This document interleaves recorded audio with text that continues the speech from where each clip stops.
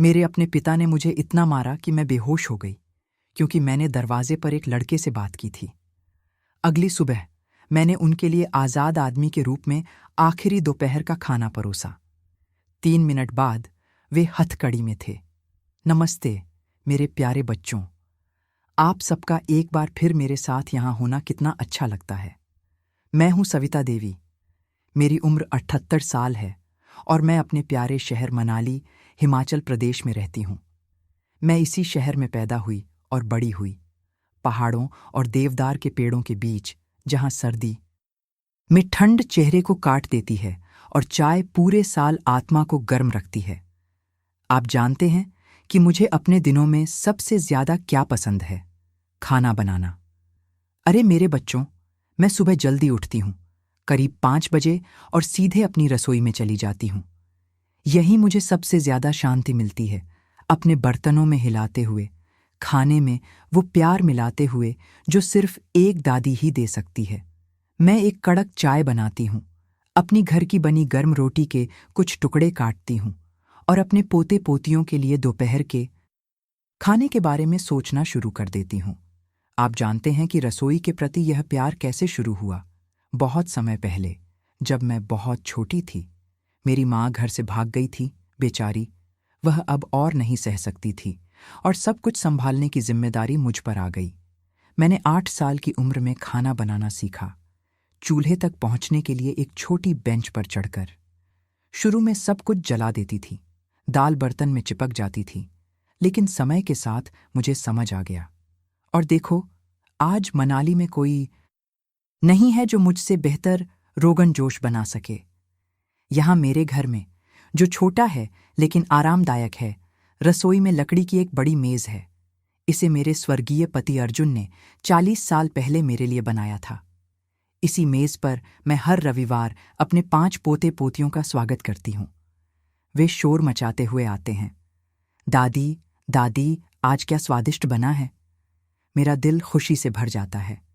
मेरी रसोई में हमेशा एक अच्छी खुशबू रहती है, लहसुन, प्याज, तेज पत्ता और चूल्हे से निकलने वाला हल्का धुआं, जो मैं अभी भी इस्तेमाल करती हूँ। दीवारों पर परिवार की पुरानी तस्वीरें हैं, जीवन भर में मिली कुछ भगवान की मूर्तियां और लकड़ी का एक क्रॉस जो मेरी दादी का था। यह एक साधारण जगह है, लेकिन प्यार और अच्छी यादों से भरी हुई है। अरे, और अपनी कहानी जारी रखने से पहले मैं आप सभी से एक खास अनुरोध करना चाहती हूँ जो मुझे देख रहे हैं। मुझे कमेंट्स में बताइए कि आप किस शहर से मुझे देख रहे हैं और दिन के किस समय आपने दादी सविता का यह वीडियो पाया। सुबह चाय के साथ, दोपहर के खाने के बाद, या शाम को चाय पीते हुए। मैं हमेशा सभी कमेंट्स पढ़ती हूँ और यह जानकर भावुक हो जाती हूँ कि आप कहाँ से हैं और दिन में कब समय निकालकर इस पहाड़ी दादी की कहानियां सुनते हैं। मुझे बताइए। हाँ, आइए पुराने समय की तरह बातचीत का एक दौर बनाएं और दादी के लिए लाइक करना न भूलें और चैनल को सब्सक्राइब करें ताकि मेरी कोई भी कहानी न छूटे। घंटी भी दबाएं, क्योंकि मेरे पास आपके साथ साझा करने के लिए हमेशा कुछ नया होता है। आज मैं आपको एक बहुत खास कहानी सुनाना चाहती हूँ, एक ऐसी कहानी जो आज भी मेरे जीवन को चिह्नित करती है, और उस दिन के बारे में है जब मैंने एक ऐसे व्यक्ति के लिए आखिरी दोपहर का खाना परोसा जिसे मेरी रक्षा करनी चाहिए थी, लेकिन जो मेरा सबसे बड़ा अत्याचारी था। एक ऐसी कहानी कि कैसे कभी कभी हमें बुराई से ज्यादा चालाक होना पड़ता है और कैसे एक साधारण दोपहर का खाना हमारी स्वतंत्रता की शुरुआत हो सकता है। यह एक ऐसी याद है जो आज भी मुझे छूती है, लेकिन मुझे गर्व से भी भर देती है, क्योंकि उस दिन मैंने सीखा कि हम आकार में छोटे हो सकते हैं, उम्र में युवा हो सकते हैं, लेकिन जब स्थिति कठिन हो तो साहस में बड़े हो सकते हैं। और यह मेरी रसोई में हुआ, इसी रसोई में जहां आज मैं अपने पोते पोतियों के लिए इतने प्यार से खाना बनाती हूं। यहीं सब कुछ शुरू हुआ। मेरे प्यारों, आपको यह समझने के लिए कि सब कुछ कैसे हुआ, मुझे शुरुआत में वापस जाना होगा, जब मैं सिर्फ एक छोटी बच्ची थी जो मनाली के आंगनों में दौड़ रही थी। मैं 1947 में पैदा हुई थी, उस समय जब शहर अभी भी बहुत छोटा था, खेतों और पहाड़ों से घिरा हुआ था जो दूर तक फैले हुए थे। यहाँ सर्दी हमेशा से कठोर रही है, पाला जो नंगे पैरों को जला देता था और पहाड़ी हवा जो आत्मा को काट देती थी। मेरे पिता का नाम था ओम प्रकाश। ओम प्रकाश देवी एक ऐसे आदमी थे जिनका गली में सभी लोग सम्मान करते थे। शहर के बीच में मुख्य सड़क पर उनकी एक दुकान थी जहां वे सब कुछ बेचते थे। चीनी, नमक, मिट्टी का तेल, कपड़े, खेतों के लिए औजार। वे उस समय मनाली के सबसे प्रसिद्ध व्यापारियों में से एक थे। जब लोग आज भी उनके बारे में बात करते हैं, क्योंकि कुछ लोग अभी भी याद करते हैं, वे हमेशा कहते हैं, अरे, ओम प्रकाश एक मेहनती आदमी था, दुकान में हमेशा अच्छे मूड में रहता था। अगर उन्हें पता होता। हमारा घर दुकान के पीछे था, जस्ती छत वाली लकड़ी की एक इमारत जो बारिश में बहुत शोर करती थी। इसमें 3 कमरे थे, रसोई जहां चूल्हा हमेशा जलता रहता था, मेरे पिता का कमरा और एक छोटा कमरा जो मेरा था। घर और दुकान के बीच एक मिट्टी का आंगन था जहां मेरी माँ चंदा कुछ मुर्गियां पालती थीं और पालक, मूली और हरी प्याज के साथ एक छोटी सी सब्जी का बगीचा रखती थी। मेरी माँ बेचारी बहुत शांत महिला थी, हमेशा सिर झुकाए जैसे दुनिया का बोझ अपने कंधों पर उठाए हुए हो। उनके लंबे काले बाल थे जिन्हें वे कसकर जूड़े में बांधती थीं और हमेशा वे सादे गहरे रंग के सलवार कमीज पहनती थीं। मुझे याद है कि वे धीरे धीरे गाती थीं जब सोचती थीं कि कोई नहीं सुन रहा है, एक उदास गीत जो कहता था, आह, मुझे अपने जीवन की सुबह की कितनी याद आती है। अब जब मैं इस उम्र में हूं, मैं समझती हूं कि वे दर्द से भरे दिल से गाती थीं। सुबह मैं दुकान के दरवाजे पर दस्तक देने वाले पहले ग्राहकों के शोर से जागती थी। मेरे पिता जल्दी खुलते थे, हमेशा अच्छे मूड में, सभी का अभिवादन करते हुए। सुप्रभात मनोहर जी, परिवार कैसा है? श्रीमती कमला, आपको यहां देखकर खुशी हुई। वे बिल्कुल एक अलग व्यक्ति की तरह थे, उस आदमी से बिल्कुल अलग जो दरवाजे बंद करता और घर के अंदर आता था। दिन के दौरान जब वे दुकान में सेवा कर रहे होते थे, मैं आंगन में अपनी माँ द्वारा मेरे लिए बनाई गई मक्के की गुड़ियों के साथ खेलती थी। हमारे पास खरीदी गई गुड़ियों के लिए पैसे नहीं थे, इसलिए वे मक्के के पत्तों को लेती थीं, उन्हें सूत से बांधती थीं और कोयले से चेहरे बनाती थीं। मैं कहानियां बनाती थी, पत्थरों से छोटे घर बनाती थी, मुर्गियों के साथ दोस्ती का खेल खेलती थी। कभी कभी पड़ोस के अन्य बच्चे आते थे और हम लकड़ी के ढेरों के पीछे पकड़म पकड़ाई और लुका छिपी खेलते थे। लेकिन बच्चा होने के बावजूद मैंने अजीब चीजें देखीं। मैंने देखा कि जब मेरे पिता आसपास होते थे तो मेरी माँ कैसे शांत हो जाती थीं। जब वे उनसे बात करते थे तो वे कैसे आंखें नीची कर लेती थीं, कैसे कभी कभी वे हाथों पर बैंगनी निशान के साथ दिखाई देती थीं और कहती थीं कि वे गिर गई थीं, कि वे अलमारी के दरवाजे से टकरा गई थीं। एक बार मुझे याद है कि वे 3 दिनों तक अपनी दाहिनी आंख नहीं खोल सकी थीं, पूरी सूजी हुई और नीली थी। उन्होंने कहा कि वे सीढ़ियों पर गिर गई थीं, लेकिन मुझे पता था कि हमारे घर में सीढ़ियां नहीं थीं। रात में दुकान बंद होने के बाद चीजें बदल जाती थीं। मेरे पिता पीते थे, हमेशा पीते थे। रसोई में अकेले बंद हो जाते थे, दाल की बोरी के पीछे रखी देसी शराब की बोतल के साथ, और वहां अकेले बैठे रहते थे, पीते और बड़बड़ाते रहते थे। कभी कभी मैं उन्हें गालियां बकते हुए सुनती थी, जीवन को कोसते हुए, मेरी माँ को कोसते हुए, दुनिया को कोसते हुए। और जब शराब उनके सिर चढ़ जाती थी, कोई भी छोटी सी बात चिल्लाने का कारण बन जाती थी। चंदा, इस खाने में नमक नहीं है। चंदा, तुमने मेरी कमीज क्यों नहीं धोई? चंदा, इस लड़की को चुप कराओ जो शोर करना बंद नहीं करती। और मेरी माँ उन्हें खुश करने के लिए भागती रहती थीं, हमेशा डर के साथ, हमेशा खुश करने की कोशिश करते हुए। मैं अपने छोटे से कमरे में रजाई के नीचे छुप जाती थी जो उन्होंने मेरे लिए सिली थी, और उनकी चीखें और उनकी धीमी माफियां सुनती रहती थीं।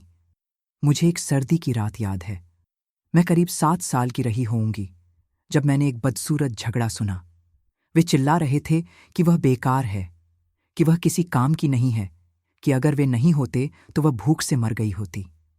मैंने प्लेटों के टूटने की आवाज सुनी। मैंने उन्हें रोते हुए और किसी ऐसी चीज के लिए माफी मांगते हुए सुना जो उन्हें भी नहीं पता था। फिर सब कुछ शांत हो गया।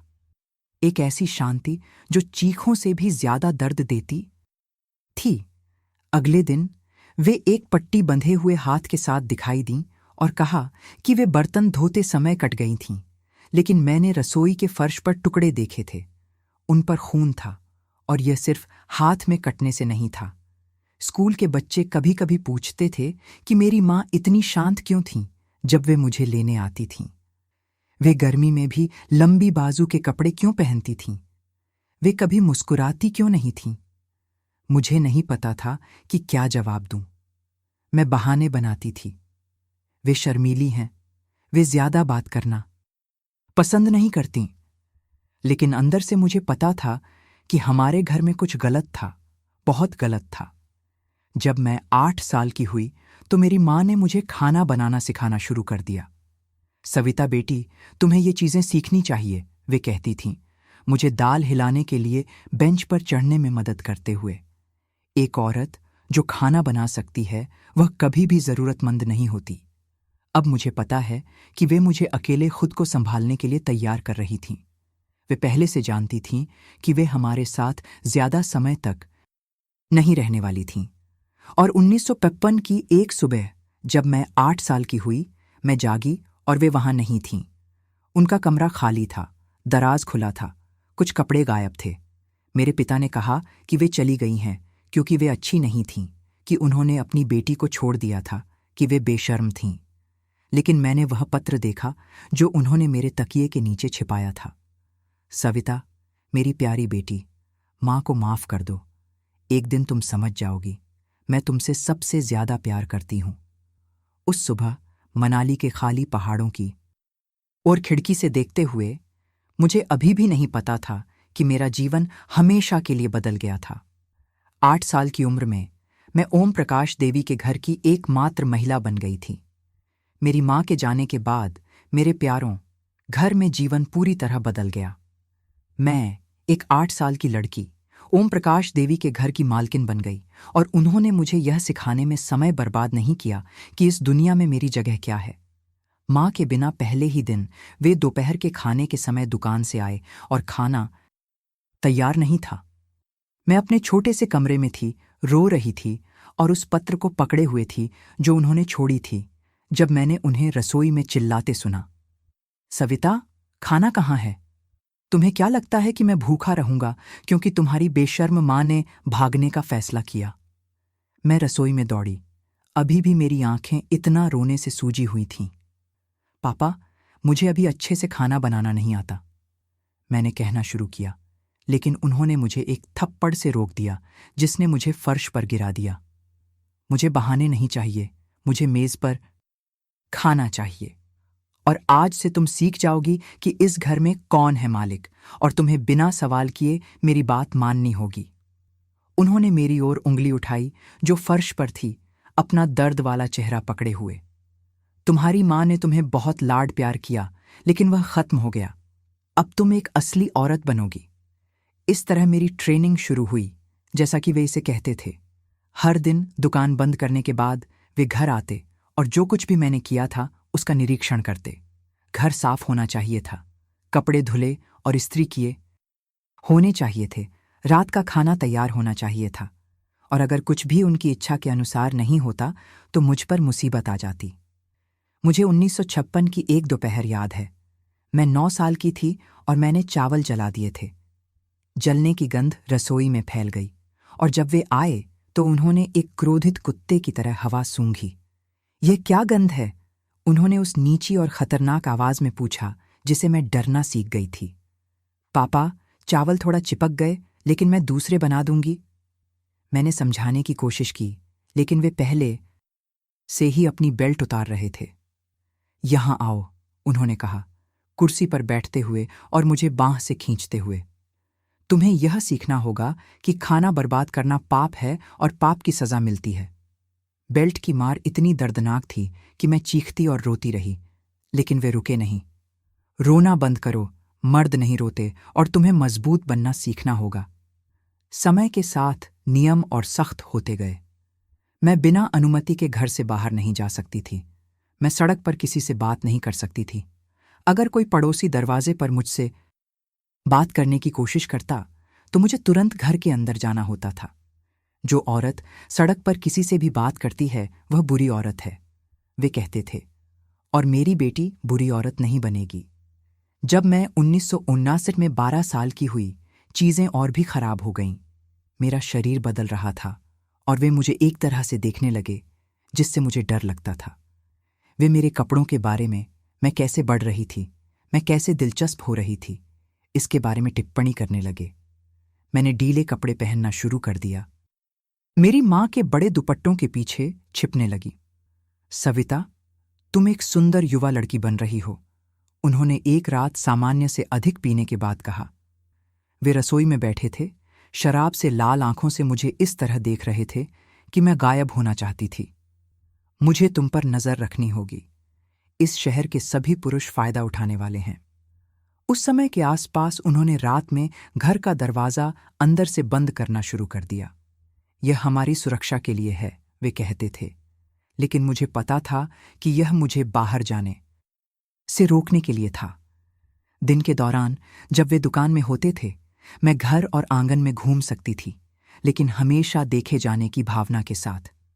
उन्हें अचानक प्रकट होने की आदत थी, ये दिखावा करते हुए कि वे कुछ भूल गए थे, लेकिन वास्तव में यह जांच रहे थे कि मैं जहां होनी चाहिए थी वहां हूं या नहीं। स्कूल में मैं एक शांत लड़की थी, कोई करीबी दोस्त नहीं थे। मैं अन्य बच्चों को कैसे समझा सकती थी कि मैं हमेशा घर जाने की जल्दी में क्यों रहती थी। मैं कभी भी किसी के घर खेलने क्यों नहीं जा सकती थी या पार्टियों के निमंत्रण क्यों स्वीकार नहीं कर सकती थी। शिक्षक कभी कभी पूछते थे कि क्या घर में सब कुछ ठीक है, और मैं हमेशा जबरदस्ती मुस्कुराते हुए हाँ कहती थी। लेकिन एक चीज थी जिसे वे पूरी तरह से नियंत्रित नहीं कर सकते थे, मेरे सपने। रात में मैं अपनी माँ के बारे में सपने देखती थी। सपने देखती थी कि वे मुझे लेने वापस आती हैं। सपने देखती थी कि हम साथ में मनाली से बहुत दूर चली जाती हैं। मैं हमेशा उदास होकर जागती थी क्योंकि वास्तविकता मेरे सपनों से बहुत अलग थी। 1962 में जब मैं 15 साल की थी, कुछ ऐसा हुआ जिसने मेरे जीवन में एक निश्चित बदलाव को चिह्नित किया।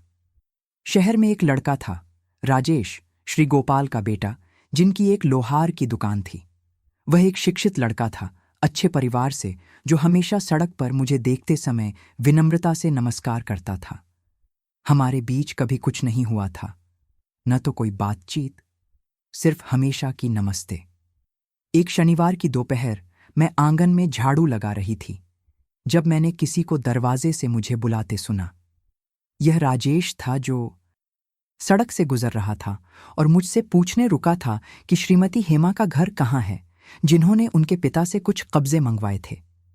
वह वहां कोने में है, वह नीला घर सफेद बाड़ के साथ, मैंने जवाब दिया, सड़क के अंत की ओर इशारा करते हुए।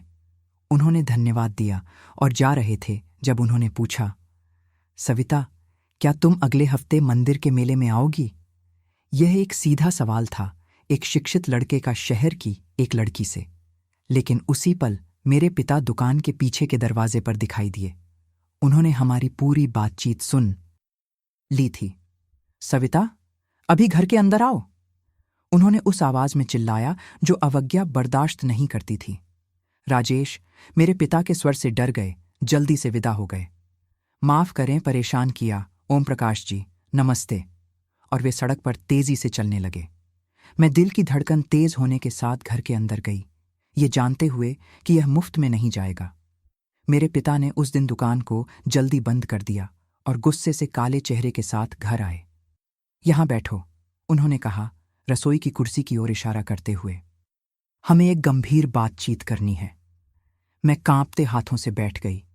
वे मेरे सामने खड़े हो गए, बाहें मोड़े, मुझे ऐसे घूर रहे थे जैसे मैं अपराधी हूं। दरवाजे पर उस लड़के के साथ वह क्या बातचीत थी? पिता ने पूछा। वह सिर्फ श्रीमती हेमा का घर पूछ रहा था। ये कुछ भी बड़ा नहीं था। कुछ भी बड़ा नहीं था। उन्होंने एक कड़वी हंसी दी।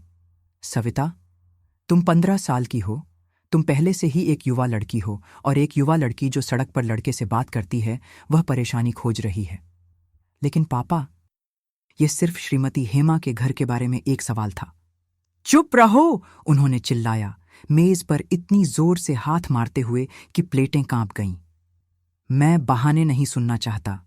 तुम्हें अच्छी तरह से पता है कि तुम किसी आदमी से बात नहीं कर सकती।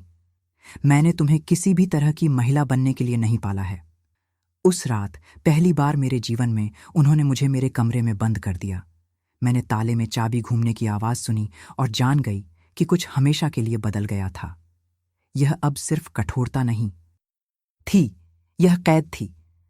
अगले दिन रविवार को उन्होंने मुझे मंदिर जाने नहीं दिया। जो औरत पुरुषों को प्रोत्साहन देती है वह भगवान के घर में कदम रखने की हकदार नहीं है, उन्होंने कहा। मैंने पूरा दिन बंद होकर बिताया, अपने कमरे की छोटी खिड़की से मनाली के पहाड़ों को देखते हुए, महसूस करते हुए कि मैं अपने ही घर में कैदी बन रही थी। और यह इस तरह था, मेरे प्यारों, कि 15 साल की उम्र में मैंने समझ लिया कि मेरा जीवन एक बहुत खतरनाक मोड़ ले चुका था।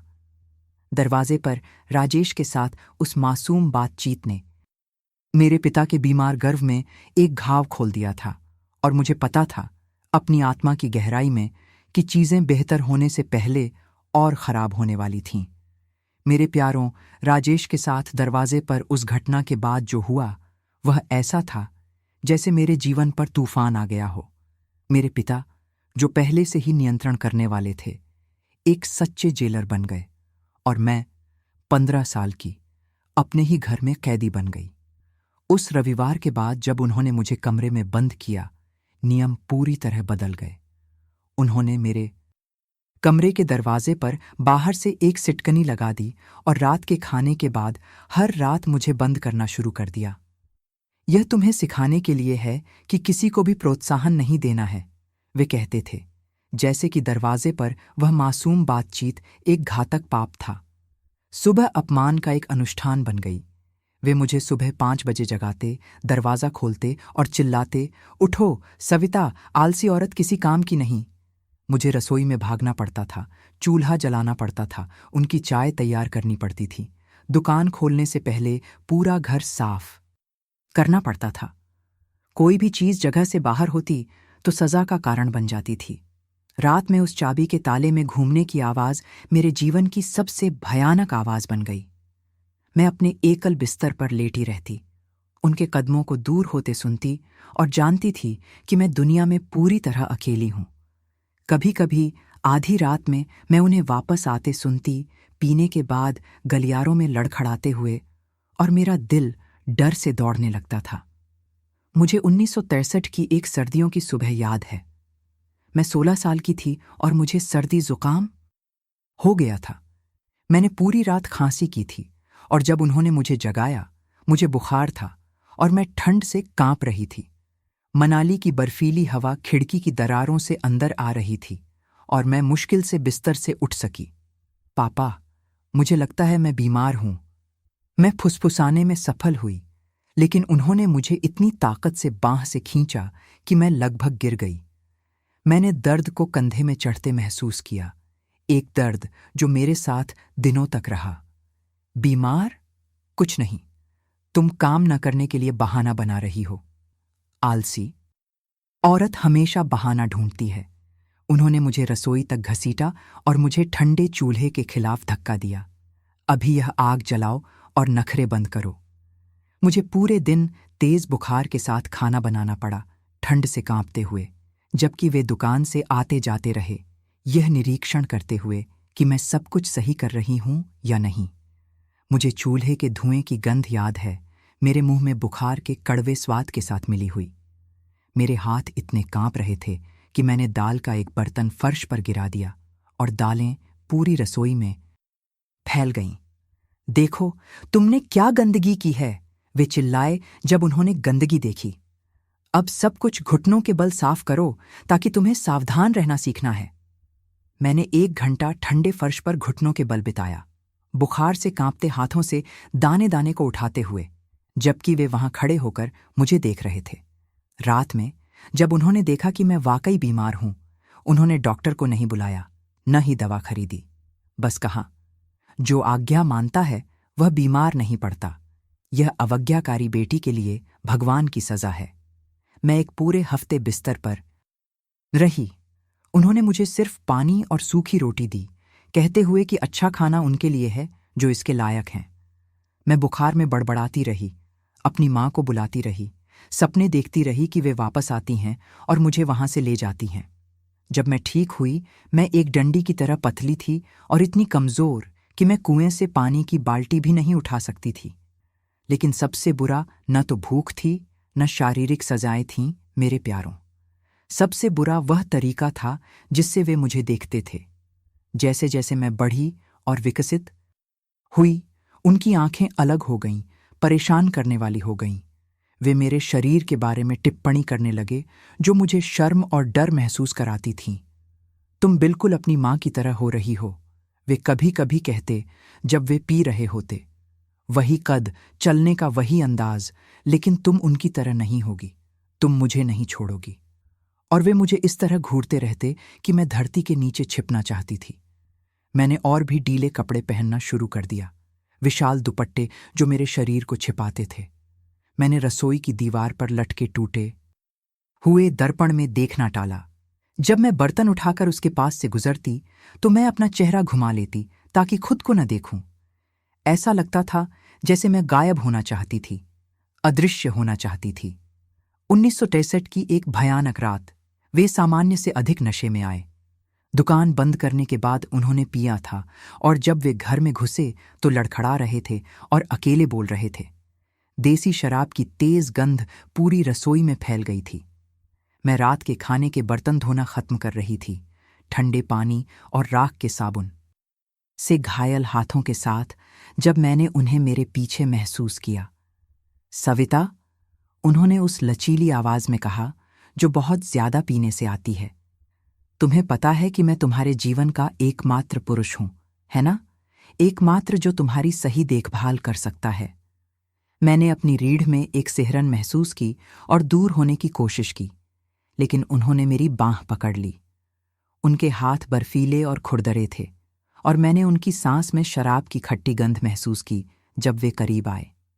पापा, आपने बहुत ज्यादा पी ली है, बेहतर है आराम करें। मुझे मत बताओ कि मुझे क्या करना है, उन्होंने चिल्लाया, मेरी बांह को इतनी जोर से दबाते हुए कि बैंगनी निशान छोड़ गए जो हफ्तों तक रहे। मैं तुम्हारा पिता हूं, मैं तुम्हारा मालिक हूं और तुम मेरा सम्मान करोगी। उस रात पहली बार उन्होंने एक रेखा पार की जो कभी नहीं पार की जानी चाहिए थी। मैं विवरण में नहीं जाऊंगी क्योंकि ये यादें हैं जो अभी भी मेरी आत्मा में दर्द देती हैं, लेकिन मैं कह सकती हूं कि वह दिन था जब मेरा बचपन हमेशा के लिए मर गया। जब वे मेरे कमरे से बाहर गए, नशे में और संतुष्ट, मैं वहां अंधेरे में रह गई, महसूस करते हुए कि मेरा एक हिस्सा हमेशा के लिए टूट गया था। पुराना भूसे का गद्दा मेरे चुप आंसुओं से गीला हो गया और मैंने बाकी रात छत को देखते हुए बिताई, ये समझने की कोशिश करते हुए कि भगवान कैसे ऐसी चीज होने दे सकते हैं। उसके बाद से मेरा जीवन एक मूक नरक बन गया। वे मुझे अपनी संपत्ति की तरह मानने लगे, जैसे मैं एक वस्तु हूं जो केवल उनकी है। वे हमेशा कहते, तुम्हें कोई नहीं चाहेगा जब मैं तुम्हारी शिक्षा पूरी कर दूं। तुम हमेशा के लिए मेरी जिम्मेदारी हो। और मैं उन शापित शब्दों पर विश्वास करने लगी। मैंने कुछ बार मदद मांगने की कोशिश की। एक बार जब मैं मंदिर गई, उन कुछ बाहर जाने में से एक जो वे अभी भी अनुमति देते थे, मैंने पंडित जी से बात करने की कोशिश की, जो हमारे परिवार को हमेशा से जानते थे। वे एक दयालु आदमी थे, सफेद बालों के साथ, जिनके पास हर किसी के लिए एक मित्रवत शब्द था। लेकिन जब मैंने बात करना शुरू किया, शब्द बाहर नहीं आए। मैं एक भगवान के आदमी को कैसे समझा सकती थी कि मेरे अपने पिता ने ऐसी गंदी और शर्मनाक चीज के लिए शब्द कैसे खोजूं? घर में सब कुछ ठीक है, सविता? पंडित जी ने पूछा, मेरी घबराहट को नोट करते हुए। मैं मंदिर की सामने की बेंच पर बैठी थी, घबराहट से उस माला को छूते हुए जो मेरी मां ने मेरे लिए छोड़ी थी। हाँ पंडित जी, सब कुछ ठीक है, मैंने झूठ बोला, आंखें नीची करते हुए। बस कभी कभी मैं बहुत अकेली महसूस करती हूं जब से मेरी मां चली गई। अकेलापन जीवन का हिस्सा है बेटी। भगवान हमें कभी ऐसे बोझ नहीं देते जो हम नहीं उठा सकते। और उन्होंने मुझे आशीर्वाद दिया और अन्य लोगों की सेवा के लिए आगे बढ़ गए। मैं मंदिर से और भी भारी दिल के साथ बाहर आई, महसूस करते हुए कि भगवान भी मेरी मदद नहीं कर सकते। एक और बार मैंने श्रीमती जुबैदा से बात करने की कोशिश की, जिनकी शहर में एक सिलाई की दुकान थी और हमेशा मेरे साथ मिलनसार थीं। वे एक मोटी और हंसमुख महिला थीं जो मनाली की सबसे सुंदर पोशाकें बनाती थीं। जब उन्होंने पूछा कि मैं इतनी पतली और पीली क्यों थी, मैंने संकेत देने की कोशिश की कि घर में चीजें ठीक नहीं चल रही थीं। अरे सविता, युवा लड़की का यह मुश्किल चरण है ना? थोड़ा उलझन होना सामान्य है, जल्दी ही गुजर जाएगा। वे नीले कपड़े को काटती रहीं, मेरी ओर आंखें भी नहीं उठाईं। लोग केवल वही देखते थे जो वे देखना चाहते थे, सम्मानित व्यापारी और आज्ञाकारी बेटी। किसी ने कल्पना नहीं की कि जब दरवाजे बंद हो जाते थे तो हमारे घर में क्या होता था। मुझे ऐसा लगता था जैसे मैं एक कुएं की तल में चीख रही थी और कोई मुझे सुन नहीं सकता था। समय के साथ मैंने आशा खो दी। मैं एक भूत की तरह जीने लगी, यांत्रिक रूप से काम करते हुए, बहुत कम खाते हुए, बुरी तरह सोते हुए, हमेशा सतर्क अवस्था में। मैं इतनी दुबली हो गई कि मेरे कपड़े ढीले हो गए और वे कहते कि मैं दिलचस्प हो रही थी, एक असली औरत की तरह पतली। अपने सबसे निराश क्षणों में मैं खुद को रसोई में मांस काटने के चाकू को देखते हुए पाती और ऐसी चीजों के बारे में सोचती जो 16 साल की लड़की को कभी नहीं सोचनी चाहिए। कभी कभी जब वे नशे में सो जाते, मैं उनके कमरे के दरवाजे पर खड़ी रहती, कल्पना करते हुए, लेकिन हमेशा हार मान लेती। वे मेरे पिता थे और चाहे वे कितने भी राक्षस थे, मुझे अभी भी बुराई करने के लिए नरक जाने का डर था। उन सबसे अंधेरे दिनों के दौरान एकमात्र चीज जो मुझे जीवित रखती थी, वह मेरी मां की वह उदास गीत गुनगुनाने की याद थी। आह, मुझे अपने जीवन की सुबह की कितनी याद आती है। मैं अब समझती थी कि वे इतने दर्द के साथ क्यों गाती थीं। उन्होंने भी इस नरक को जिया था और अपनी जान बचाने के लिए भाग गई थीं। ये इस तरह था कि मैंने लगभग 2 साल जिया, मेरे प्यारों, एक घायल जानवर की तरह जो एक गुफा में छिपता है और केवल तभी बाहर आता है जब उसके पास कोई विकल्प नहीं होता। जब तक 1964 का वह दिन नहीं आया जब मैं 17 साल की थी कि मेरे अंदर कुछ ने कहा, बस, या तो तुम इससे बाहर निकलने का रास्ता खोजती हो या तुम यहीं मरती हो। और पूरी तरह निराशा के इस पल में मैंने कुछ ऐसा योजना बनाना शुरू किया जिसके बारे में मुझे नहीं पता था कि मेरे पास इसे करने का साहस होगा या नहीं। लेकिन कभी कभी जब जीवन हमें दीवार के खिलाफ धकेलता है, हम एक ऐसी ताकत खोज लेते हैं जो हमें पता भी नहीं होती कि हमारे पास है। यह मार्च 1964 की एक दोपहर थी, मेरे प्यारों, जब वह हुआ जिसे मैं आखिरी तिनका कहती हूं। मैंने अभी 17 साल पूरे किए थे और लगभग 2 साल से उस मूक नरक में जी रही थी। उस दोपहर मैं आंगन में कपड़े सुखा रही थी जब एक लड़का सड़क से गुजरा और मुझे नमस्ते किया। यह तेजस था, श्रीमती नायरा का बेटा, जो 3 गलियों दूर रहते थे। एक शिक्षित लड़का, मुझसे करीब 2 साल बड़ा, जो श्री गणेश के खेत से काम से लौट रहा था। वह मिट्टी की सड़क पर चल रहा था, गाय के साथ काम से धूल भरे कपड़ों में। जब उसने मुझे आंगन में देखा, नमस्ते सविता, उसने पगड़ी उतारते हुए कहा, घर पर सीखे शिष्टाचार के प्रदर्शन में। वह लकड़ी की बाड़ के दूसरी तरफ था, एक सम्मानजनक दूरी पर, चलना भी बंद नहीं किया। नमस्ते तेजस, मैंने जवाब दिया, बिना उस कमीज से आंखें उठाए जो मैं टांग रही थी। यह एक स्वचालित जवाब था, स्वाभाविक, उस प्रकार का जो कोई भी शिक्षित व्यक्ति देता है जब कोई सड़क पर उनका अभिवादन करता है। वह अपने घर की ओर चला गया और मैंने अपना काम जारी रखा। कल्पना भी नहीं की कि शिष्टाचार का वह आदान प्रदान मेरा दुःस्वप्न बन जाएगा। लेकिन किसी ने उस मासूम बातचीत को देखा था। श्रीमती हॉर्मुज, पूरे मनाली की सबसे ज्यादा गॉसिप करने वाली पड़ोसन, अपनी रसोई की छोटी खिड़की से झांक रही थीं, जो हमारे आंगन के सामने थी। वह महिला सड़क पर एक भी हलचल नहीं छोड़ती थी, जानती थी कि कौन अंदर जाता है, कौन बाहर जाता है, कौन किससे बात करता है, और मेरे पिता को बताने में देर नहीं की। जब वे उस शाम दुकान से आए, सूरज पूरी तरह डूबने से पहले ही वे गुस्से से लाल चेहरे के साथ आ रहे थे। उन्होंने दुकान में पहने जाने वाले चमड़े के एप्रन को भी नहीं उतारा, न ही हाथ धोए, जैसा कि वे हमेशा करते थे।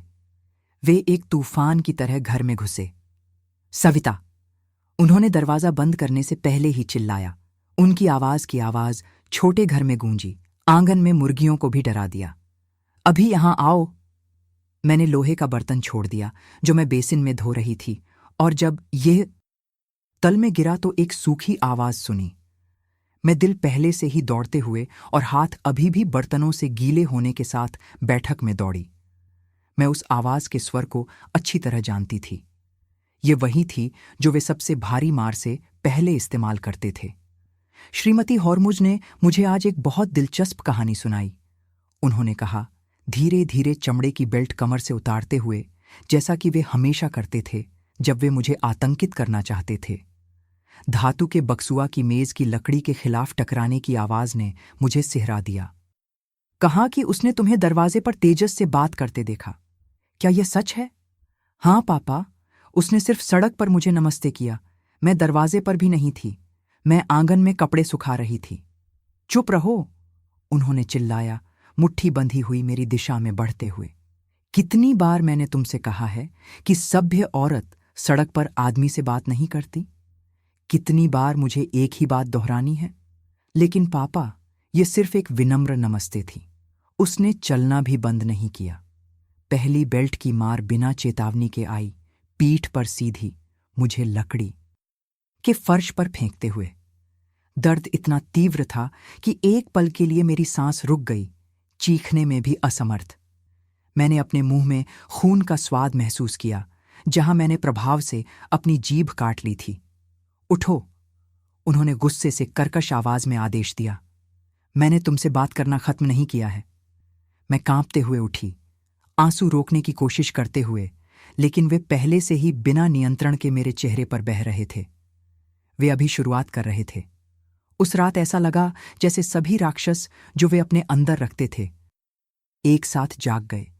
उन्होंने मुझे बेल्ट से मारा, खुले हाथ से मारा, बंधी मुट्ठी से मारा, मुझे ऐसी चीजें कहीं जो मार से भी ज्यादा चोट पहुंचाती थीं। तुम एक वैसी औरत हो जैसी तुम्हारी मां है।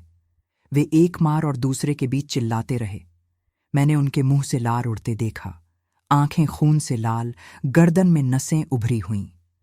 शहर के पुरुषों को प्रोत्साहन देती हो, लेकिन मैं तुम्हें सही औरत बनना सिखाऊंगा, चाहे मारकर ही क्यों ना हो।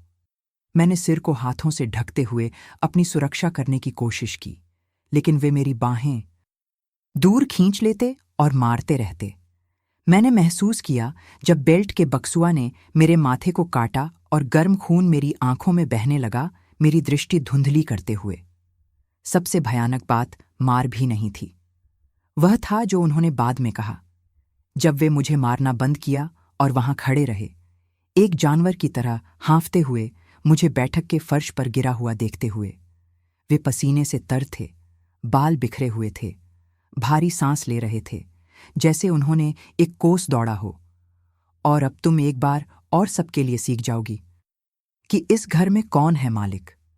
आज रात तुम समझोगी कि अवज्ञाकारी बेटी की जगह सब कुछ में पिता की आज्ञा मानना है, सब कुछ में। जिस तरह से उन्होंने सब कुछ कहा, मेरे प्यारों, उन आंखों में वह बीमार नजर के साथ, जीभ होंठों पर फेरते हुए एक भूखे जानवर की तरह, मुझे उसी समय पता चल गया कि वह मेरे जीवन की सबसे भयानक रात होने वाली थी। उन्होंने मुझे कमरे में बंद कर दिया, मुझे बालों से वहां तक घसीटने के बाद मुझे आलू की बोरी की तरह खींचते हुए। मैंने ताले में चाबी घूमने की आवाज सुनी और फिर उनके भारी कदमों को लकड़ी के गलियारे में दूर जाते सुना जो चरमराता था।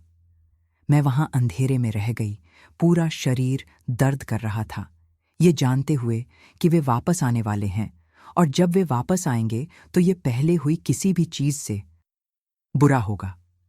मैं कमरे के ठंडे फर्श पर लेट गई, बिस्तर पर भी नहीं लेट सकती थी, पीठ में इतने दर्द के कारण। और पहली बार अपने जीवन में मैंने गंभीरता से सब कुछ खत्म करने के बारे में सोचा। कमरे में एक छोटी खिड़की थी, बहुत ऊंची, जो पीछे के आंगन की ओर खुलती थी। अगर मैं कुर्सी पर चढ़ सकती, चौखट पर एक रस्सी बांध सकती, लेकिन नहीं, यह बहुत कायरतापूर्ण था और मुझे नरक का डर था, अनंत काल में उनसे मिलने का डर था। तभी मैंने रसोई की लकड़ी की मेज पर देसी शराब की बोतल टकराने की आवाज सुनी। मैं उस आवाज को अच्छी तरह जानती थी। यह वह बोतल थी जो वे दाल की बोरी के पीछे छिपाते थे। वे पीना शुरू कर चुके थे। जितना ज्यादा वे पीते, उतना बुरा होता। मैंने घंटे बिताए वहां, उन्हें अकेले बोलते सुनते, गालियां बकते, चीजें तोड़ते, दीवार पर प्लेटें फेंकी जाने की आवाज, कुर्सियां घसीटी जाने की आवाज, हिंसा के साथ दराज खोले जाने की आवाज। समय समय पर वे मेरे कमरे के दरवाजे पर आते और वहां बाहर खड़े रहते, कुछ नहीं कहते। मैं दरवाजे के दूसरी तरफ से उनकी भारी सांसें सुनती। मैं महसूस करती जब वे दरवाजे पर अपना शरीर टिकाते, मैं अपनी सांस रोकती, अपनी आंखें कसकर बंद करती, सोने का बहाना करती, प्रार्थना करती कि वे चले जाएं। लेकिन वे वहां एक शिकारी की तरह रहते, हमला करने के सही समय का इंतजार करते। आधी रात के आसपास जब झींगुर भी गाना बंद कर चुके थे, वे वापस आए। मैंने ताले में चाबी सुनी और जान गई कि समय आ गया है। मेरा पूरा शरीर बिना नियंत्रण के कांपने लगा। मैं विवरण में नहीं बताऊंगी कि उस सुबह क्या हुआ, क्योंकि ये ऐसे घाव हैं जो अभी भी मेरी आत्मा में खून बहाते हैं। लेकिन मैं कह सकती हूं कि जब अगले दिन सूरज उगा, मनाली के आकाश को गुलाबी और नारंगी रंगों से रंगते हुए, मैं वह व्यक्ति नहीं रही जो पिछली दोपहर आंगन में कपड़े सुखा रही थी।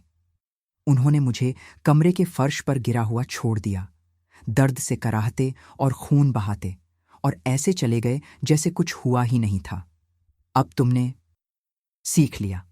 ये आखिरी चीज थी जो उन्होंने कहा, अपनी पैंट ठीक करते हुए और बिखरे बालों पर हाथ फेरते हुए। कल तुम्हें पता होगा कि एक सही औरत की तरह कैसे व्यवहार करना है। मैं वहां ठंडे लकड़ी के फर्श पर रह गई, पूरा शरीर टूटा हुआ और आत्मा टुकड़ों में। मैंने अपना खुद का खून कपड़ों में चिपकते महसूस किया, आंसुओं का नमकीन स्वाद मुंह में खून के धातु जैसे स्वाद के साथ मिला हुआ। यह उस पल में था, मेरे प्यारों, कि मेरे अंदर कुछ मर गया और कुछ नया पैदा हुआ।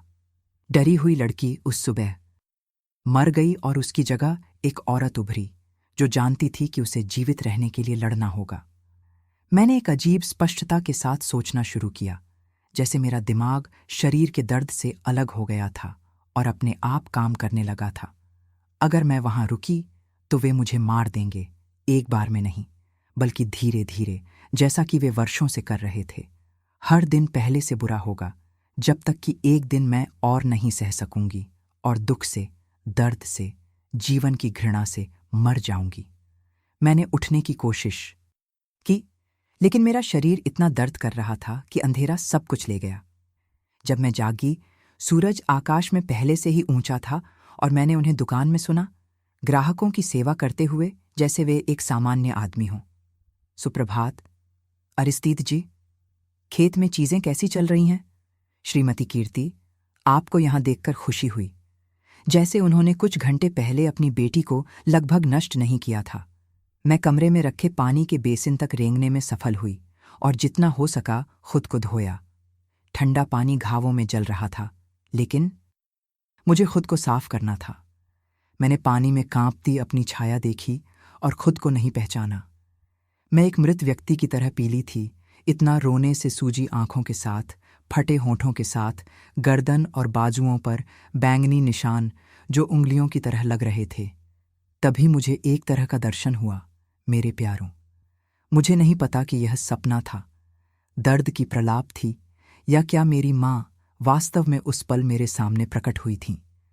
लेकिन मैं कसम खाती हूं कि मैंने उनकी आवाज सुनी, दिन की तरह स्पष्ट, मीठी, जैसी मुझे अपने बचपन से याद थी। सविता, मेरी बेटी, अब समय आ गया है कि तुम साहसी बनो। उसे तुम्हें नष्ट मत करने दो, जैसे उसने लगभग मुझे नष्ट किया। तुम्हारे पास ऐसी ताकतें हैं जिनकी तुम कल्पना भी नहीं कर सकती। तुम मेरी बेटी हो और मेरी बेटी हार नहीं मानती। मुझे उनके द्वारा पत्र में छोड़े गए शब्द याद आए, एक दिन तुम समझोगी। अब मैं समझ गई। उन्होंने मुझे नहीं छोड़ा था। उन्होंने मुझे बचाने की कोशिश की थी, एकमात्र तरीके से जो वे जानती थीं, भागकर, इससे पहले कि वे उन्हें भी मार डालें। और अब मेरी बारी थी खुद को बचाने की। उस पल में, अभी भी अपने कमरे जेल के ठंडे फर्श पर गिरी हुई, मैंने कुछ ऐसा करना शुरू किया जो मैंने अपने जीवन में कभी नहीं किया था। मैंने योजना बनाना शुरू किया, भागने की नहीं। मेरे पास जाने के लिए कोई जगह नहीं थी। मेरे पास एक पैसा भी नहीं था, बल्कि एक ऐसा तरीका जो इसे एक बार और सबके लिए खत्म कर दे। मुझे याद आया कि रसोई की दराज में कागज का एक टुकड़ा था, जहां मनाली के पुलिस स्टेशन का फोन नंबर लिखा हुआ था। थानेदार का नाम वल्लभ था, एक गंभीर और शहर में सम्मानित व्यक्ति जिन्हें शक्तिशाली लोगों का सामना करने में डर नहीं था जब वे बुराई करते थे। लेकिन कैसे समझाऊं बिना वे सोचें कि मैं आविष्कार कर रही हूं? कौन विश्वास करेगा कि सम्मानित व्यापारी ओम प्रकाश देवी, वह आदमी जिसे पूरा शहर मेहनती और अच्छा मानता था, अपनी बेटी के साथ वे राक्षसी काम करता था? तभी मुझे विचार आया, एक विचार इतना सरल और साथ ही इतना जोखिम भरा कि मुझे चक्कर आ गया। अगर शब्द काफी नहीं होंगे तो मैं सबूत दिखाऊंगी, अपने शरीर पर निशान दिखाऊंगी, लेकिन यह इस तरह से होना चाहिए कि वे इनकार न कर सकें, बहाने न बना सकें, अधिकारियों के सामने मुझे झूठा न कह सकें। मैंने एक योजना के बारे में सोचना शुरू किया, एक योजना जिसमें खाना, टेलीफोन और बहुत बहुत साहस शामिल था, क्योंकि मुझे पता था कि अगर यह गलत हुआ तो वे सचमुच मुझे मार देंगे। लेकिन अगर यह सफल हुआ तो यह आखिरी दोपहर का खाना होगा जो ओम प्रकाश देवी एक आजाद आदमी के रूप में खाएंगे। अगली सुबह, मेरे प्यारों, जब सूरज की पहली किरणें मेरे कमरे की छोटी खिड़की से आईं, मैं कल की वही सविता नहीं थी। मैं ठंडे फर्श पर जागी, पूरा शरीर दर्द कर रहा था, लेकिन एक ऐसे दृढ़ संकल्प के साथ जो मैंने अपने जीवन में पहले कभी महसूस नहीं किया था। ऐसा लगा जैसे सभी आंसू जो मैंने रोए थे, उन्होंने मेरी आत्मा से डर को धो दिया था। मैंने उन्हें अपने कमरे में खर्राटे लेते सुना, अभी भी शराब के नशे में, और जान गई कि मेरे पास योजना को अंजाम देने के लिए कुछ घंटे हैं। मैं धीरे धीरे उठी, हर हरकत एक पीड़ा, और दीवार पर लटके छोटे दर्पण में देखा। मेरा चेहरा सूझा हुआ था, माथे पर एक कट के साथ फटा हुआ होंठ और गर्दन पर बैंगनी चोट के निशान जो उंगलियों की तरह लग रहे थे। परफेक्ट, ये वे सबूत थे जिनकी मुझे जरूरत थी। मैंने बाजुओं के निशान छिपाने के लिए लंबी बाजू की कमीज पहनी और ऊपर ऊनी शॉल पहनी जो मेरी मां ने छोड़ी थी।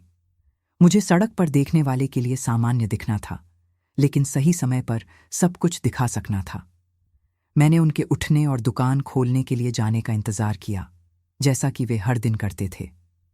जब मैंने सामने के दरवाजे के बंद होने की आवाज सुनी, मैं रसोई की दराज की ओर दौड़ी और पुलिस स्टेशन के नंबर वाला कागज लिया।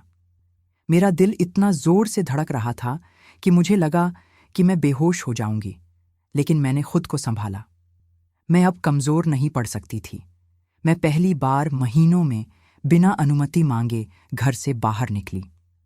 मार्च की सुबह ताज़ी थी, मनाली की उस विशिष्ट हवा के साथ जो खेतों और पशुओं की गंध लाती थी। मैं मिट्टी की सड़कों पर चली, सामान्य दिखने की कोशिश करते हुए, लेकिन हर कदम दर्द देता था। शरीर की हर हरकत मुझे पिछली रात की याद दिलाती थी। शहर के केंद्र में पहुंचकर मैं सीधे श्रीमती एकता के घर गई, जो टेलीफोन ऑपरेटर थीं, और उनके पास मनाली के कुछ सार्वजनिक टेलीफोनों में से एक था। वे एक दयालु महिला थीं, करीब 50 साल की, जो हमेशा मेरे साथ दयालु रही थीं। नमस्ते श्रीमती एकता, मैंने अभिवादन किया, आवाज नियंत्रित करने की कोशिश करते हुए। क्या आप मुझे एक बहुत महत्वपूर्ण कॉल करने में मदद कर सकती हैं? उन्होंने मुझे अजीब तरह से देखा, मेरे घायल चेहरे को नोटिस करते हुए, लेकिन कोई सवाल नहीं पूछा। जरूर प्यारी, तुम्हें कहाँ फोन करना है? पुलिस स्टेशन, ये जरूरी है। नंबर ने किसी के जवाब देने से पहले 2 बार बजाया।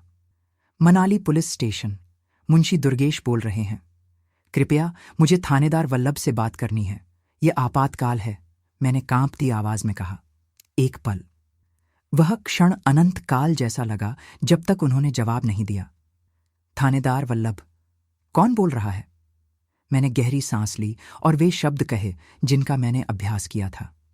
थानेदार साहब, यह सविता है, ओम प्रकाश देवी की बेटी। मुझे आपकी बहुत मदद चाहिए। दोपहर के खाने के समय ठीक दोपहर 12 बजे मेरे घर आइए। मैं अपराध का सबूत मेज पर परोसूंगी। लाइन के दूसरी तरफ से खामोशी थी। क्या मतलब है बेटी? कौन सा अपराध? थानेदार साहब, मैं फोन पर नहीं बता सकती, लेकिन कृपया आइए। 2 सिपाहियों को साथ लाइए और जिस समय मैंने कहा उस समय आइए। ठीक दोपहर 12 बजे। मैं वह सब कुछ साबित करूंगी जो साबित होना चाहिए। सविता, तुम गंभीर हो, अपने जीवन की किसी भी चीज से ज्यादा गंभीर। थानेदार साहब, दोपहर 12 बजे, और कृपया किसी को मत बताइए कि मैंने फोन किया है। मैंने कांपते हाथों से फोन रख दिया। श्रीमती एकता मुझे चिंतित होकर देख रही थीं, लेकिन मैंने धन्यवाद दिया और जल्दी से निकल गई। मैं अभी किसी को भी स्पष्टीकरण नहीं दे सकती थी। मैं श्री अनंत की दुकान गई और अपने पिता के पसंदीदा व्यंजन के लिए सामग्री खरीदी, भेड़ की पसली और आलू। मैंने उस पैसे का उपयोग किया जो वे हमेशा आपात स्थिति के लिए दराज में छोड़ते थे। यह सचमुच आपातकाल है, मैंने सोचा, लगभग मुस्कुराते हुए। आज खास दोपहर का खाना बना रही हो सविता? श्री अनंत ने पूछा, मांस को लपेटते हुए। ये एक ऐसा खाना होगा जो वे कभी नहीं भूलेंगे। मैंने बिना झूठ बोले जवाब दिया। मैं खरीदारी लेकर घर वापस आई, समय की गणना करते हुए। सुबह 9:30 बजे थे। मेरे पास सब कुछ तैयार करने के लिए 2.5 घंटे थे। पसली को नरम होने के लिए धीरे धीरे पकाने की जरूरत थी, बिल्कुल वैसे ही जैसे वे पसंद करते थे। मैं पिछले दरवाजे से घर में घुसी और काम करना शुरू किया। मैंने मांस को लहसुन, नमक, काली मिर्च और जीरे से मसाला दिया, जैसे मेरी मां ने मुझे सिखाया था। मैंने इसे थोड़े पानी के साथ लोहे के बर्तन में रखा और धीमी आंच पर पकाने दिया। गंध घर में फैलने लगी। 11 बजे के आसपास वे रसोई में दिखाई दिए, सुगंध से आकर्षित होकर। उनका चेहरा हैंगओवर से सूजा हुआ था, आंखें लाल थीं, लेकिन जब उन्होंने खाने की गंध महसूस की तो वे संतुष्ट होकर मुस्कुराए। यह क्या अच्छी गंध है? उन्होंने मेरे करीब आते हुए पूछा। मैं सहज रूप से सिकुड़ गई, लेकिन उन्होंने इसे समर्पण के रूप में समझा। भेड़ की पसली आलू के साथ, पापा, आपकी पसंदीदा डिश, मैंने जवाब दिया, बर्तन को हिलाते हुए बिना उनकी ओर देखे। वे वहां खड़े रहे, मुझे देखते हुए, और फिर एक आवाज में कहा जिसने मुझे घृणा का एहसास कराया, लगता है कि तुम्हें कल का पाठ पसंद आया। आज तुम और भी आज्ञाकारी हो। समय आ गया था कि तुम समझती कि इस घर में तुम्हारी जगह क्या है। मैंने घृणा निगली और जबरन मुस्कुराई। हाँ पापा, आप हमेशा सही होते हैं। उन्होंने संतुष्टि की एक छोटी हंसी दी और दुकान में वापस चले गए। जब तैयार हो तो मुझे बुलाना, मुझे भूख लगी है। जैसे ही वे बाहर गए, मैं आंगन में दौड़ी और बाड़ के पीछे उल्टी कर दी। मैं उस नाटक को सहन नहीं कर सकती थी, लेकिन मुझे थोड़ा और सहना था, बस थोड़ा और। 11:40 बजे मैंने रसोई की मेज को साफ मेजपोश, प्लेटों और कटलरी से सजाया। मैंने पसली को एक सुंदर परोसने की प्लेट में रखा, आलू को एक कटोरे में, और यहां तक कि प्याज के साथ टमाटर का एक छोटा सा सलाद भी बनाया। मैं चाहती थी कि सब कुछ परफेक्ट हो। दोपहर 12 बजे मैंने उन्हें खाने के लिए बुलाया। वे एप्रन पर हाथ पोंछते हुए आए, उस स्थिति के मालिक के अंदाज के साथ जो मुझे इतनी घृणा देता था। वाह, कितनी सुंदर मेज, उन्होंने प्रशंसा की, मुख्य सीट पर बैठते हुए, जैसा कि वे हमेशा करते थे। तुमने वाकई पाठ सीख लिया, है ना? सीख लिया पापा, मैंने झूठ बोला, उनकी प्लेट में खाना परोसते हुए। वे भूख से खाना शुरू किया, हर कौर की प्रशंसा करते हुए। यह स्वादिष्ट है सविता, बिल्कुल वैसा ही जैसा मुझे पसंद है, आज्ञाकारी और सावधान। उन्होंने हाथों से पसली का एक बड़ा टुकड़ा लिया और हड्डी चूसना शुरू कर दिया, हमेशा की तरह घृणित आवाजें करते हुए। मैं मेज के बगल में खड़ी थी, बिना खाए, बस देख रही थी। मेरा दिल इतना जोर से धड़क रहा था कि मुझे यकीन था कि वे सुन सकते थे। मैं हर सेकंड दीवार घड़ी को देख रही थी। दोपहर 12:01, दोपहर 12:02। यहां बैठो और तुम भी खाओ, उन्होंने मुंह भरे हुए कहा। तुम्हें अच्छे से खाने की जरूरत है ताकि मेरी अच्छे से सेवा करने के लिए ऊर्जा मिले। दोपहर 12:03। वे कहाँ थे? तभी मैंने सुना, सामने के दरवाजे पर एक सख्त दस्तक, मजबूत, निर्णायक, अधिकारपूर्ण।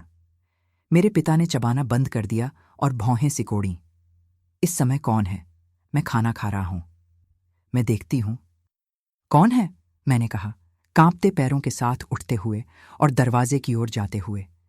मैंने दरवाजा खोला और वहां वे थे, थानेदार वल्लभ, एक लंबे और गंभीर आदमी भूरी मूंछों के साथ, और 2 वर्दीधारी सिपाही।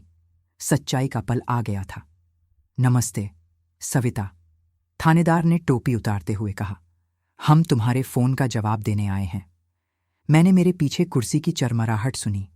मेरे पिता गुस्से में उठ गए थे। ये क्या कहानी है? कौन सा फोन? वल्लभ, तुम यहां क्या कर रहे हो? ओम प्रकाश, हमारे पास जांच करने के लिए एक गंभीर शिकायत है, थानेदार ने घर में घुसते हुए कहा। सिपाहियों के साथ? शिकायत? कौन सी शिकायत? मेरे बारे में झूठ बोलने की किसकी हिम्मत हुई? मेरे पिता लाल गुस्से में थे, पसली से चिकने हाथों को कमीज पर पोंछने की कोशिश करते हुए। तभी मैंने अपने जीवन की सबसे साहसी चीज की। बिना एक शब्द कहे मैंने वह ऊनी शॉल उतार दी जो मैंने पहनी हुई थी। फिर मैंने कमीज उतारी, केवल एक पतली कुर्ती में रह गई जो मेरी गर्दन, मेरे कंधे, मेरी बाहें दिखाती थीं। कमरे में जो खामोशी हुई वह बहरा करने वाली थी। मेरा शरीर बैंगनी चोटों, कटों, गर्दन पर उंगलियों के निशान, पीठ और बाजुओं पर बेल्ट के बक्सुआ के निशानों से ढका हुआ था।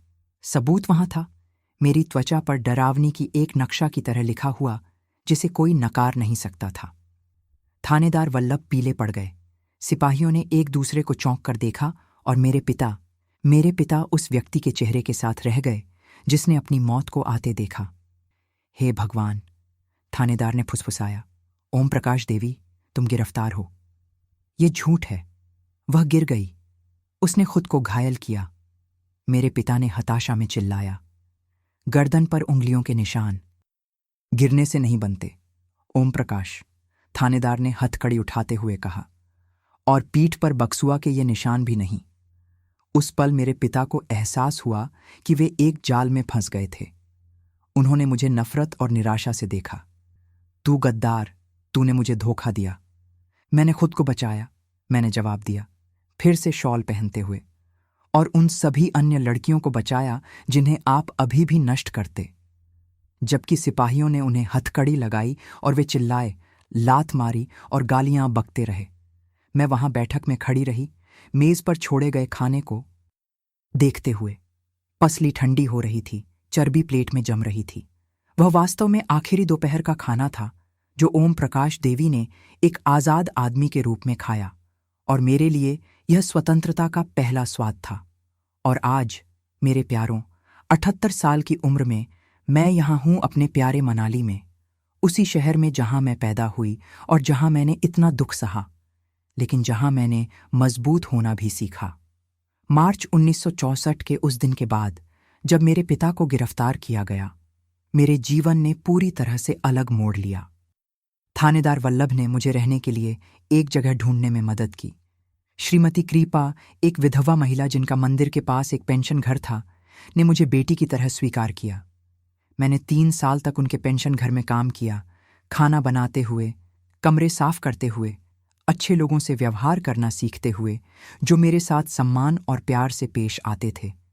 वहीं मैंने अर्जुन से मुलाकात की, मेरे स्वर्गीय पति, उनकी आत्मा को शांति मिले। वे पास के एक खेत में काम करने वाले थे और सप्ताहांत में शहर आने पर पेंशन घर में रहते थे। वे एक सौम्य आदमी थे, कम शब्दों के, जिन्होंने कभी मुझ पर आवाज नहीं उठाई, कभी गुस्से में मुझ पर हाथ नहीं उठाया। शुरुआत में मुझे बहुत डर था। कोई भी अचानक हरकत मुझे कांपा देती थी, लेकिन उनके पास एक संत का धैर्य था उन्होंने मुझे धीरे धीरे जीता, सम्मान और सच्चे प्यार के साथ। हमने 1967 में शादी की। जब मैं 20 साल की थी, उन्होंने यहीं मनाली में हमारा छोटा घर बनाया, एक शांत गली में, एक छोटे आंगन के साथ, जहां मैंने एक सब्जी का बगीचा लगाया और कुछ मुर्गियां पालीं। हमारे 3 बच्चे हुए, ओलिवर, जायना और जुवेद। हर गर्भावस्था एक आशीर्वाद थी। हर बच्चा जो पैदा हुआ, यह सबूत था कि मैं अपना जीवन फिर से बना सकी। अर्जुन ने जीवन भर बढ़ई के रूप में काम किया। उन्होंने यह लकड़ी की मेज बनाई, जहां मैं आज भी खाना बनाती हूं, अपने कठोर और प्यारे हाथों से। सविता, वे कहते थे, यह मेज हमारे घर का दिल होगी। यहां हम अपने बच्चों को बड़ा करेंगे, अपने दोस्तों का स्वागत करेंगे, और जब हम बूढ़े होंगे तो अपने पोते पोतियों का स्वागत करेंगे। और वे कितने सही थे।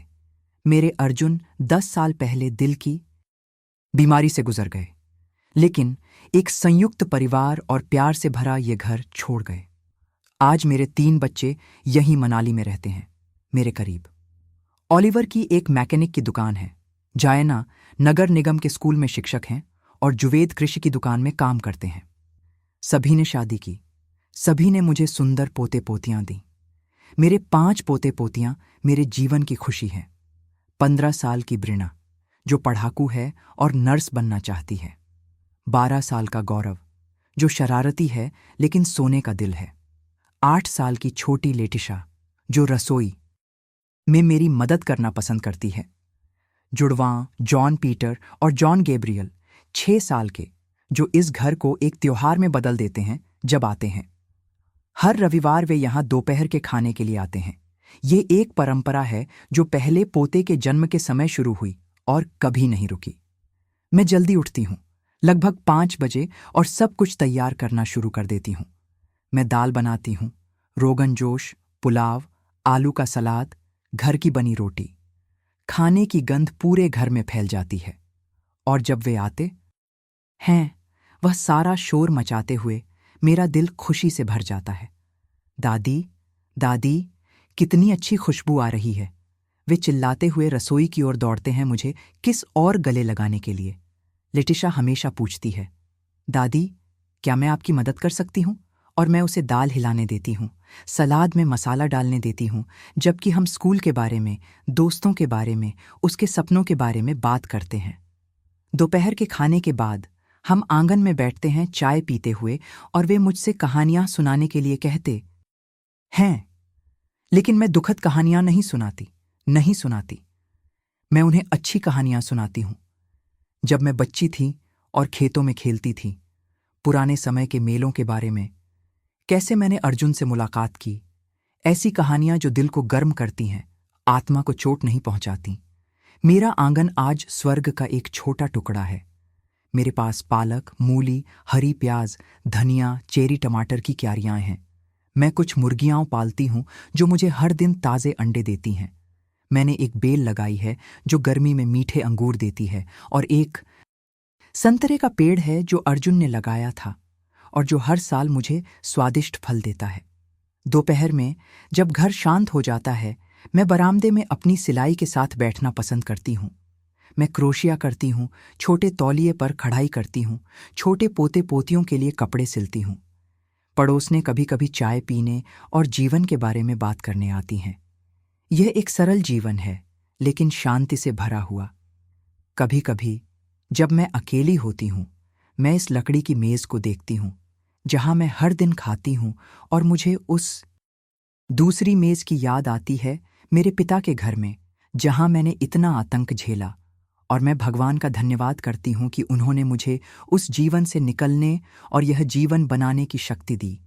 मैं अपने दिल में नाराजगी नहीं रखती, अतीत पर विचार नहीं करती। जो बीत गया वह बीत गया, जो मायने रखता है वह वर्तमान है। यह सुंदर परिवार है जो मैंने बनाया, यह प्यार है जो मैं प्राप्त करती हूँ और दे सकती हूँ। मेरा सबसे बड़ा गर्व यह देखना है कि मेरे बच्चे अपने बच्चों को प्यार और सम्मान से पाल रहे हैं। मैंने इस घर में कभी हाथ उठाते नहीं देखा, कभी गुस्से की चीख नहीं सुनी। मेरे पोते पोती यह जानते हुए बड़े हो रहे हैं कि वे प्यारे हैं, कि वे सुरक्षित हैं, कि उनकी एक दादी है जो उनके लिए कुछ भी करेगी। जब मैं रात में लेटती हूँ, इसी बिस्तर पर जहाँ मैं 50 साल से अधिक समय से सोती हूँ, मैं दीवार पर अर्जुन की तस्वीर को देखती हूँ और जो जीवन हमने एक साथ बनाया उसके लिए धन्यवाद करती हूँ। हमारे पाले बच्चों के लिए धन्यवाद, हमारे परिवार को आशीर्वाद देने आए पोते पोतियों के लिए धन्यवाद, दर्द को प्यार में, डर को साहस में बदलने में सफल होने के लिए धन्यवाद। यह मेरा जीवन है आज, मेरे प्यारों।